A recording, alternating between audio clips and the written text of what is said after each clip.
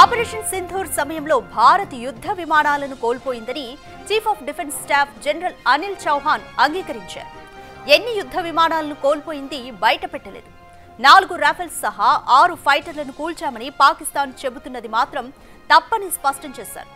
ఎన్ని ఫైటర్లు కూలాయన్నది ముఖ్యం కాదని, ఎందుకు కూలిపోయాయన్నది కీలకమని పేర్కొన్నారు. తప్పు ఎక్కడ జరిగిందో వెంటనే గుర్తించి సరిదిద్దుకున్నామని, తర్వాత 2 రోజుల్లోనే అన్ని రకాల విమానాలు ఆయుధాలతో ఖచ్చితమైన దాడులు చేసి పాక్ను దెబ్బకొట్టామని తెలిపారు.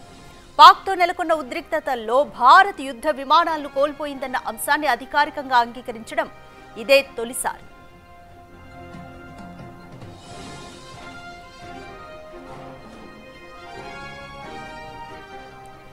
మోర్ డీటెయిల్స్ మా ఇన్పుట్ ఎడిటర్ పవన్ కుమార్ అందిస్తారు. పవన్ కుమార్, ఆపరేషన్ సింధూర్లో భారత్ కొన్ని యుద్ధ విమానాలను కోల్పోయిందని చీఫ్ ఆఫ్ డిఫెన్స్ స్టాఫ్ కూడా అంగీకరించారు. దీనిపైన ప్రతిపక్షాలు కూడా ప్రశ్నిస్తున్నాయి.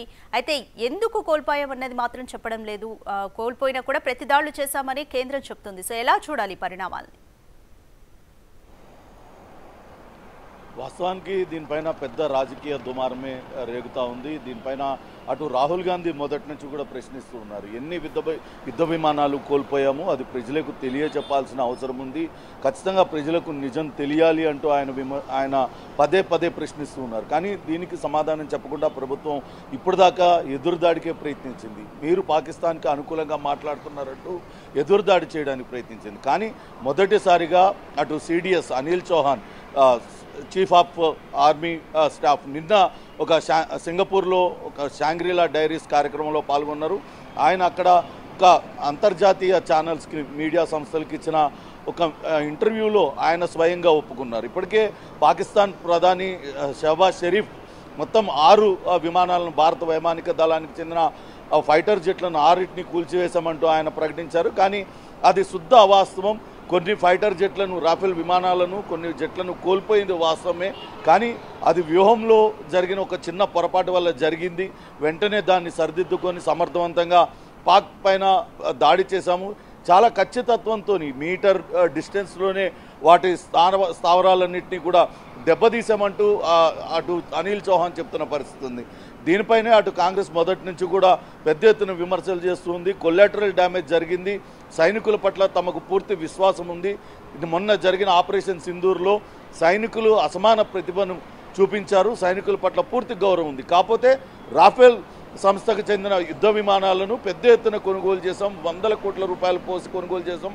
అటువంటి యుద్ధ విమానాలు అక్కడ సరైన పర్ఫార్మెన్స్ లేక ఒకవేళ కూలిపోయినాయా, లేకుంటే ఎందుకు జరిగింది, ఏ రకంగా మనకు నష్టం వాటిల్లింది, అవంతా కూడా దేశ ప్రజలకు తెలియాల్సిన అవసరం ఉంది. కాబట్టి దానిపైన పట్టుబడుతున్నామంటూ మొదటి నుంచి కూడా రాహుల్ గాంధీ చెప్తున్నారు. కానీ దీనిపైన అటు బీజేపీ నేతలు మాత్రం చాలా తీవ్రమైన విమర్శలు చేశారు. సంబిత్ పాల్ లాంటి ఎంపీలు అయితే మీరు పాకిస్తాన్లో పోయి ప్రెస్ మీట్లు పెట్టుకోండి అనేంత ఎక్స్ట్రీమ్ వరకు కూడా వాళ్ళు విమర్శలు చేశారు. ఇక మల్లికార్జున్ ఖర్గే కూడా దీనిపైన స్పందించారు. వెంటనే పార్లమెంటు సమావేశాలు నిర్వహించాలి, ఇటువంటి అంశాలన్నీ కూడా పార్లమెంట్లో చర్చించాలి, దేశ ప్రజలకు అందరికీ కూడా వాస్తవాలు తెలియాల్సిన అవసరం ఉందంటూ కూడా ఆయన అభిప్రాయపడ్డారు. నిజంగానే ఎన్ని ఫైటర్ జెట్లు కూలిపోయాయి, ఎందుకు కూలిపోయాయి, సైనికులు అనేవాళ్ళు అసమాన ప్రతిభా పాఠవాలు చూపించారు. వాళ్ళకి ఎప్పుడు కూడా దేశం రుణపడి ఉంటుంది, మేమందరం కూడా రుణపడి ఉంటాం. కానీ ప్రభుత్వం అసత్య ప్రకటనలు చేస్తూ ప్రజలను మభ్యపెట్టే ప్రయత్నం చేస్తుంది. బీజేపీ ప్రభుత్వం ఒక రాజకీయ లబ్ధి పొందాలని చూస్తుంది. కాబట్టి దాన్ని వ్యతిరేకిస్తూ అటు కాంగ్రెస్ నేతలు అయితే తీవ్ర విమర్శలు అయితే చేస్తూ వచ్చారు. మరి అటు సిడిఎస్ నిన్న అంగీకరించిన నేపథ్యంలో అటు ప్రభుత్వం ఏ రకంగా స్పందిస్తుందనేది మాత్రం వేచి చూడాలి. ఇప్పటిదాకా ప్రభుత్వం నుంచి అటు డిఫెన్స్ మంత్రి రాజ్నాథ్ సింగ్ కావచ్చు, హోంశాఖ మంత్రి అమిత్ షా, ప్రధాని నరేంద్ర మోడీ ఎక్కడా కూడా మనకు జరిగిన యుద్ధ విమానాలు నష్టపోయిన సంగతి కానీ, లేకుంటే ఎవరైనా సైనికులు కొంత గాయపడడం, మృతి చెందడం, వీరమరణం పొందిన సంగతి కూడా ఎక్కడా చెప్పలేదు. కేవలం ఒక జవాన్ మాత్రమే వీరమరణం పొందారు, మరికొంతమందికి గాయాలైనట్లుగా చెప్పారు. కానీ యుద్ధంలో మనకు ఎన్ని యుద్ధ విమానాలు నష్టపోయాం, మనకు ఏ రకంగా నష్టం జరిగింది, దానిపైన అయితే ఇంతవరకు ప్రకటన చేయలేదు. కేవలం పాకిస్తాన్ పైన దాడి చేసాం, పాకిస్తాన్కు బుద్ధి చెప్పాం అనే విషయాలే చెప్తూ ఉన్నారు. మరొకటి ముఖ్యమైన విషయం, ట్రంప్ చేస్తున్న ప్రకటన పైన కూడా పెద్ద ఎత్తున విమర్శలు వస్తున్నాయి. పదే పదే తానే అణ్వ యుద్ధాన్ని ఆపేశానంటూ ట్రంప్ ఇప్పటిదాకా 11 సార్లు పైగా చెప్పారు. దీనిపైన కూడా ప్రభుత్వం స్పష్టత ఇవ్వాల్సి ఉంది. ఏకపక్షంగా కాల్పుల విరమణ ఒప్పందం ఎందుకు చేసుకున్నారు, కాల్పుల విరమణ ఒప్పందం వెనకాల అసలు ఏమేమి నిబంధనలు విధించుకున్నారు, ఎందుకు ట్రంప్ పదే పదే అణ్వ యుద్ధాన్ని నేనే ఆపానంటూ క్లెయిమ్ చేసుకుంటున్నాడు, దానిపైన ప్రభుత్వం ఎందుకు స్పష్టమైన ప్రకటన చేయడం లేదనేది ఇప్పుడు కాంగ్రెస్ పార్టీ డిమాండ్ చేస్తుంది. ఖచ్చితంగా దీనిపైన ప్రభుత్వం నుంచి ఒక ప్రకటన విడుదల చేయాలని కోరుతున్న పరిస్థితి అయితే ఉంది రాధిక. రైట్, మీరు అన్నట్టు ఆపరేషన్ సింధూర్కు ముందు అఖిలపక్ష సమావేశం పెట్టి అన్ని పార్టీల నుంచి కూడా సజెషన్స్ తీసుకున్నారు. కానీ యుద్ధం ఆపేసే ముందు కానీ ఎవరితోనూ కూడా చర్చించలేదు. ఇదే విషయాన్ని సీఎం రేవంత్ రెడ్డి కూడా ప్రస్తావించారు. అలాగే గతంలో యుద్ధాలు జరిగినప్పుడు, కార్గిల్ యుద్ధం జరిగినప్పుడు కూడా అయిపోయిన తర్వాత ఒక రివ్యూ మీటింగ్ అనేది పెట్టారు, రివ్యూ కమిటీని కూడా వేశారు. మరి ఈసారి కూడా వేస్తారా? ఏ విధంగా ఉంటుంది సిచ్యువేషన్ అనుకోవాలి? ప్రతిపక్షాలు వేస్తున్న క్వశ్చన్స్కి కేంద్రం ఏ విధంగా సమాధానం చెప్తుంది అనుకోవచ్చు? మొత్తంగా ప్రతిపక్షాలు కూడా ఇదే క్వశ్చన్ రేజ్ చేస్తున్నాయి. ఎందుకు వాస్తవాలన్నీ తెలియజెప్పడం లేదు, కేవలం ప్రజలను మభ్యపెట్టే ప్రకటనలు మాత్రమే ఎందుకు చేస్తున్నారు? అసలు ఆపరేషన్ సింధూర్లో మనం పాకిస్తాన్ పైన దాడి చేసాం, ఆ సమయంలో మనకు కూడా కొంత నష్టం జరిగిందనేది తెలుస్తూ ఉంది. నిజానిజాలు ఏంటనేది ప్రజలకు తెలియాల్సిన అవసరం ఉంది. అంతేకాకుండా కాల్పుల విరమణకు సంబంధించి మనం అక్కడ యుద్ధం చేస్తూ ఉన్నాం, అక్కడ పాకిస్తాన్లోని శత్రు స్థావరాలన్నింటినీ కూడా ధ్వంసం చేశాం.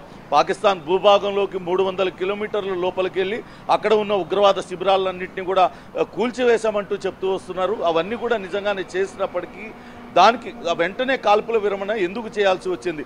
అమెరికా ఒత్తిడి వెనకాల అసలు ఏం జరిగింది? నిజంగానే ట్రంప్ చెప్తున్నట్లుగా వాణిజ్య లావాదేవీలు ఆపేస్తానని బెదిరించడం వల్లే ఇది జరిగిందా, లేకుంటే మరేదైనా కారణంతో ఇవన్నీ నిర్ణయం తీసుకోవాల్సిందా? ఇవన్నీ కూడా ప్రజలకు తెలియజెప్పాల్సిన అవసరం ఉంది, ప్రతిపక్షాలకు తెలియాల్సిన అవసరం ఉంది. కాబట్టి దీనిపైన ప్రభుత్వం స్పష్టమైన ప్రకటన చేయాలి.